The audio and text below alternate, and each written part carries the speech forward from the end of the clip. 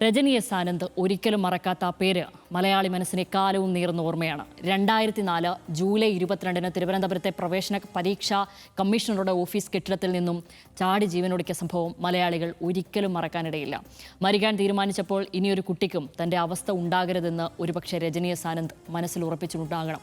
അതുകൊണ്ടായിരിക്കാം രജനി സംസ്ഥാന പ്രവേശന പരീക്ഷാ കൺട്രോളറുടെ ഓഫീസ് തന്നെ ജീവനൊടുക്കാൻ തിരഞ്ഞെടുത്തതും. പക്ഷേ 2024 നിന്ന് 2026 എത്തി നിൽക്കുമ്പോഴും സ്വാശ്രയ വിദ്യാഭ്യാസ മേഖലയിൽ വിദ്യാർത്ഥികൾ ഒട്ടുമേ സുരക്ഷിതരല്ല എന്നാണ് പുറത്തുവരുന്ന വാർത്തകൾ നമ്മെ ഓർമ്മിപ്പിക്കുന്നത്. ഉന്നത വിദ്യാഭ്യാസ മേഖലയിൽ നിലനിൽക്കുന്ന ജാതീയമായ ജീർണതയെ തുറന്നു കാണിക്കുന്നതായിരുന്നു നിതിൻ രാജിൻ്റെ മരണമെന്ന് നമുക്ക് നിസ്സംശയം പറയാനാകും. ഒരു ദളിത് വിദ്യാർത്ഥിക്ക് ഡോക്ടറാകണമെന്നോ സ്വപ്നം പാതി വഴിയിൽ ഉപേക്ഷിച്ച് ജീവനൊടുക്കേണ്ടി വരുന്നത് കേവലം വ്യക്തിപരമായ പരാജയമല്ല, മറിച്ച് നമ്മുടെ വിദ്യാഭ്യാസ വ്യവസ്ഥയുടെ പരാജയമാണ്.